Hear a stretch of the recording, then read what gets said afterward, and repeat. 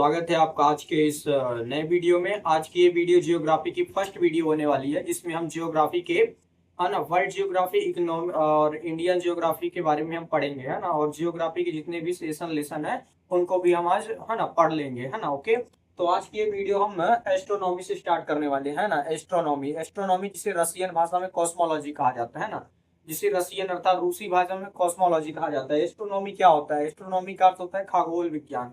Astronomy का अर्थ होता है खगोल विज्ञान। जब हम अंतरिक्ष का अध्ययन करते हो तो उसको एस्ट्रोनॉमी कहा जाता है। अंतरिक्ष के अध्ययन को एस्ट्रोनॉमी कहा जाता है, खगोल विज्ञान कहा जाता है ना। तो एस्ट्रोनॉमी क्या होता है ना, और दिखाई पड़ने वाले समस्त आकाशीय पिंड, है ना, जितने भी हम अंतरिक्ष में तारे, ग्रह, उपग्रह, क्षुद्रग्रह, नक्षत्र वगैरह को देखते हैं, वो सभी एस्ट्रोनॉमी अर्थात खगोल विज्ञान के अंतर्गत उसका अध्ययन किया जाता है ना। खगोल विज्ञान के अंतर्गत उसका हम अध्ययन करते हैं। तो एस्ट्रोनॉमी में सबसे पहले हम तारे का अध्ययन करेंगे, है ना। तारा क्या होता है ना, तो तारा बोले तो स्टार, है, this is a star, STAR, है ना। तो ये है अपना स्टार है ना, अपना स्टार है, अपना तारा है। तो इसको हम आज पढ़ाएंगे, तारा कैसे बनता है ना, और तारा कैसे मरता है, उसके बारे में हम डिटेल में बताएंगे, ठीक है। तो वीडियो को स्टार्ट करते हैं, है ना।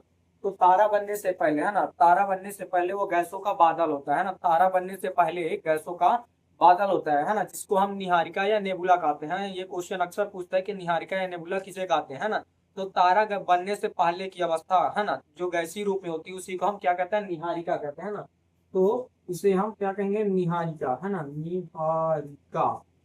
तो इसी को हम निहारिका, अंग्रेजी में नेबुला, है ना, नेबुला, है ना, इसी को हम निहारिका कहते हैं ना। ये हमारा जो गैसों का बादल है, इसी को हम निहारिका और नेबुला कहते हैं, है ना। इसमें दो गैसें होती है ना, हाइड्रोजन और हीलियम गैसें पाई जाती है ना। यह गैसों का गोला हाइड्रोजन और हीलियम से बना होता है ना। हाइड्रोजन और हीलियम से यह गैसों का जो गोला होता है वो बना होता है ना। इसमें दो गैसें होती है, हाइड्रोजन और प्लस He, है ना, हीलियम, है ना। यह दो गैसों का जो तो मिश्रण होता है ना। निहारिका दो गैसों का मिश्रण होता है ना। जब जब इन दोनों गैसों में, है ना, इन दोनों गैसों में आकर्षण के कारण, है, इनके कर पास पास आ जाते हैं, और ये दोनों गैसें ज्वलनशील है ना। ये दोनों गैसें आपस में रिएक्शन करके जो तो ऊष्मा उत्पन्न कर देती है ना, ऊष्मा उत्पन्न कर देती है ना। तो वह जलने लगता है ना, जलने लगता है, तब वो जाकर तारा बनता है ना। नेक्स्ट स्टार में, है ना, नेक्स्ट स्टेप में वो तारा बन जाता है, STAR, है ना। नेक्स्ट स्टेप में निहारिका से वो क्या बनेगा, तारा बनेगा। कब बनेगा, जब हाइड्रोजन का संलयन हीलियम में होगा, तब वो क्या बन जाएगा, तारा बन जाएगा, है ना। तो यहाँ पर हमारा तारा बन जाए, है ना। तो तारा में अब कुछ गुण पाए जाते हैं कि अगर यह चीजें रहेंगी तभी हम किसी पिंड को हम तारा कहेंगे, है ना। तो तारा बनने के लिए क्या क्या मतलब योग्यता होती है, या फिर क्या क्या क्वालिफिकेशन होती है, तो इसको हम जान लेते हैं ना। तो तारा बनने के लिए सबसे पहले पहली चीज होती है कि तारे का जो होता है अपना ऊष्मा और अपना प्रकाश होता है। क्या होता है, तारे का अपना ऊष्मा और अपना प्रकाश होता है ना। तो ये दोनों चीज मुख्य है ना। तारे का अपना ऊष्मा, है ना, प्लस प्रकाश, है ना। तारे का अपना, है ना, तारे का अपना ऊष्मा और प्रकाश होता है। यह दोनों चीज जिस पिंड में होगा उसको हम तारा कह देंगे, है ना। तो तारे का अपना ऊष्मा और अपना प्रकाश होता है ना। एग्जाम्पल के लिए सूर्य, है ना, सूर्य का अपना ऊष्मा है ना, अपना प्रकाश है ना, और वो दूसरों को भी प्रकाशित करता है, पृथ्वी को भी, है ना, प्रकाश देता है। तो सूर्य एक तारा है ना। और यही एग्जाम्पल ले ले पृथ्वी, है ना। पृथ्वी क्या एक तारा है? पृथ्वी तारा नहीं है, क्योंकि पृथ्वी के पास अपनी ऊष्मा नहीं है ना। पृथ्वी तो सूर्य के प्रकाश से प्रकाशित होती है ना, अपने प्रकाश से प्रकाशित नहीं होती है, तो पृथ्वी एक तारा नहीं है।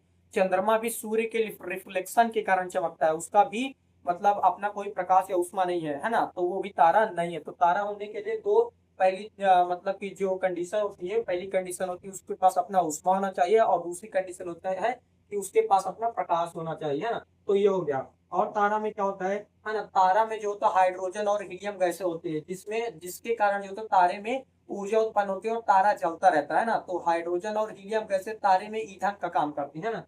तो हाइड्रोजन और, है ना, हीलियम, हाइड्रोजन और हीलियम, हाइड्रोजन और हीलियम गैसें तारे में जो तो ईंधन का काम करती है ना। और फिर दूसरा आ जाता है आपका तीसरे में, है ना, तारा में जो ऊर्जा होती है वो किस अवस्था में होती है। ये भी क्वेश्चन पूछा जाता है कि तारे में ऊर्जा किस अवस्था में पाई जाती है, तो इसका आंसर होगा प्लाज्मा अवस्था में। तारे में जो ऊर्जा होती है वो प्लाज्मा अवस्था में पाई जाती है ना। तो यहाँ पर आ जाएगा हमारा प्लाज्मा, है ना, प्लाज्मा अवस्था में। तारे में जो ईंधन होता है वो प्लाज्मा अवस्था में पाया जाता है। तारे में ईंधन प्लाज्मा अवस्था में, है ना, पाया जाता है। अब तारे का जो तापमान होता है, आप देखेंगे आसमान में तारे कुछ नीले रंग के दिखेंगे, कुछ व्हाइट कलर के दिखेंगे, या कुछ लाल कलर के, है ना, दिखेंगे। तो ये तारे के जो तापमान के आधार पर तारे, है ना, तीन तरह के होते हैं ना। तारे तीन तरह के तारे होते हैं, है ना। पहला हाई टेम्परेचर पर, है ना, हाई टेम्परेचर पर, HIGH, हाई, है ना, मीडियम, मीडियम एंड लो, है ना। तो तीन कंडीशन पर तारे का तापमान होता है ना। हाई टेम्परेचर पर, हाई टेम्परेचर पर जो तारा होता है वो किस कलर का दिखेगा, तो हाई टेम्परेचर पर तारा, है ना, व्हाइट दिखता है ना। हाई टेम्परेचर पर तारा जो है तो हमारा ब्लू दिखेगा, है ना, BLUE, ब्लू। हाई टेम्परेचर पर तारा कैसा दिखेगा, जिस तारे का तापमान बहुत अधिक होगा वो ब्लू दिखेगा। जो आसमान में तारे दिखते हैं जो नीले रंग का होगा, मान लीजिए वो सबसे युवा अवस्था में तारा है, उसमें बहुत अधिक ऊष्मा है ना, जो नीले रंग का तारा होता है। और जो मीडियम, है ना, मीडियम टेम्परेचर के जो तारे होते हैं, मीडियम टेम्परेचर के जो तारे होते हैं उनका रंग जो होता है व्हाइट होता है ना, WHI, है ना, TE, व्हाइट, है ना। मीडियम, मीडियम तापमान के जो तारे होते हैं ना उनका रंग कैसा होता है, सफेद। आसमान में कुछ सफेद तारे भी पाए जाते हैं ना। और फिर लो टेम्परेचर, है ना, वैसे तारे जिनका तापमान बहुत ही कम होता है ना, तो लो टेम्परेचर वाले तारे किस रंग के होते हैं, रेड, है ना, वो रेड कलर के दिखते हैं ना। तो मान लीजिए आसमान में अगर आपको लाल तारा दिख रहा है तो इसका मतलब ये नहीं कि वो अधिक चमक रहा है ना, उस वो मरने वाला है और उसमें ईंधन बहुत ही कम है ना। तो ये तारे के तीन, है ना, तारे के प्रकाश के आधार पर तीन तरह के तारे हो जाते हैं ना, हाई टेम्परेचर पर, मीडियम टेम्परेचर पर और लो टेम्परेचर पर, है ना। तो ये किस किस रंग के तारे दिखते हैं ना। और तारे में जो प्रकाश होता है ना वो उसके पृष्ठ ताप पर निर्भर करता है ना, पृष्ठ ताप पर निर्भर करता है ना। तारे का जो प्रकाश होता है वो उसके, है ना, पृष्ठ, है ना, ताप, है ना, पृष्ठ ताप पर निर्भर करता है। तारे का जो तापमान होता है वो उसके पृष्ठ ताप पर निर्भर करता है ना। पृष्ठ ताप जितना ज्यादा होगा, हाँ, तारा उतना ज्यादा चमकेगा, और जितना कम होगा उतना कम चमकेगा, लाल दिखेगा, है ना। जितना ज्यादा होगा उतना, है ना, ब्लू दिखेगा, व्हाइट दिखेगा। तो ये तारे के अंदर जो तो गुण पाया जाता है कि तारे का अपना उसमें और प्रकाश होगा। ये सारी चीजें जो तो एग्जाम में पूछी जाती है, चाहे वो 11th का एग्जाम हो, 12th का एग्जाम हो, या कोई कंपटीशन लेवल का एग्जाम हो, उनमें ये सारी चीजें डिटेल में पूछी जाती है। तो अगर आप इनको पढ़ लेते हो तो क्वेश्चन आपसे नहीं छूटेंगे। अब देखिए तारे का जो जीवन काल होता है वो 10 अरब वर्ष का होता है ना। तारे का जो जीवन काल होता है वो 10 अरब वर्ष का होता है। तो कभी न कभी तो तारा मरेगा, और उसमें जो ईंधन है ना, जब तारा मरने लगेगा तो उसका जो अंदर का ईंधन होता है, हाइड्रोजन और हीलियम गैस, ये सब समाप्त भी होंगी कभी न कभी। तो जब ईंधन कम होता है, तारे में ईंधन कम होने लगता है तो तारे का आकार बड़ा होता है ना, छोटा नहीं होता। तारे का आकार जो है तो बहुत बड़ा हो जाता है। तो उसको हम कह देते हैं रेड जाइंट, है ना। जब तारे का आकार बड़ा हो जाता है तो उसको कहते हैं, है ना, रेड, है ना, जाइंट, है ना, रेड जाइंट। हम तारे का जब आकार बड़ा हो जाता है उसको हम क्या कह देते हैं, रेड जाइंट कह देते हैं। तो, है ना, रेड जाइंट अर्थात लाल दानव, या तारे में ईंधन की कमी को बताता है ना, तारे में ईंधन की कमी को बताता है रेड जाइंट। अब ये रेड जाइंट की कहानी दो तरह से होती है। अगर ये लाल दानव, है ना, जो रेड जाइंट है, अगर इसका आकार छोटा होगा, है ना, आकार छोटा, अगर रेड जाइंट का आकार जो है तो, है ना, छोटा होगा, अगर रेड जाइंट का आकार, है ना, क्योंकि कुछ तारे छोटे होते हैं कुछ तारे बड़े होते हैं। जो छोटे रेड जाइंट होते हैं तो वो बनते हैं श्वेत वामन, है ना, वो बनते हैं श्वेत वामन, है ना। क्या बनेंगे, श्वेत वामन बनेंगे, है ना, वो बनेंगे श्वेत, है ना, वामन, श्वेत वामन, है ना। तो श्वेत वामन जिसे हम जीवाश्म तारा भी कहते हैं ना, श्वेत वामन को हम जीवाश्म तारा भी कहते हैं। ये कब बनता है ना, जब रेड जाइंट का आकार छोटा होगा तो क्या बनेगा, श्वेत वामन बनेगा। और श्वेत वामन जो तो बहुत ही, है ना, मध्यम रोशनी वाला तारा होता है। इसमें बहुत अधिक, है ना, चमक नहीं होती है।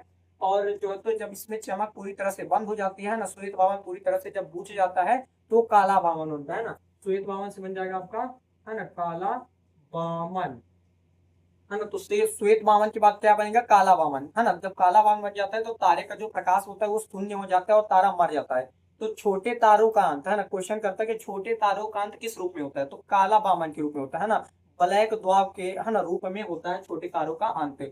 अब दूसरी कंडीशन क्या होती है, और इसको तो हम श्वेत वामन को जीवाश्म तारा भी कहते हैं, ये, है ना, नोट करके कहीं लिख लीजिएगा आप लोग, क्योंकि अक्सर पूछता है कि जीवाश्म तारा किसे कहते हैं, तो श्वेत वामन वाइट द्वार को हम जीवाश्म तारा कहते हैं। अब जो तो रेड जाइंट अगर बड़ा होगा, है ना, रेड जाइंट का आकार अगर यहाँ पर, है ना, बड़ा हो जाएगा, है ना, रेड जाइंट का आकार अगर, है ना, बड़ा होता है, इसका आकार अगर बड़ा होगा, है ना, तो ये क्या बनेगा, है ना, जब रेड जाइंट का आकार बड़ा होता है तो बनता है अभिनव तारा, है ना, वो बनता है अभिनव, है ना, अभिनव तारा, है ना, तो बनता है अभिनव तारा, है ना। अभिनव तारा को हम सुपरनोवा, अंग्रेजी में सुपरनोवा या विस्फोटक तारा भी कहते हैं, है ना, सुपरनोवा या, है ना, विस्फोटक तारा भी कहते हैं किसको, अभिनव तारा का। अगर लाल दानव रेड जाइंट का आकार बड़ा होता है तो क्या बनेगा, अभिनव तारा, सुपरनोवा बनेगा, जिसको ब्रह्मांड का विस्फोटक तारा भी कहते हैं।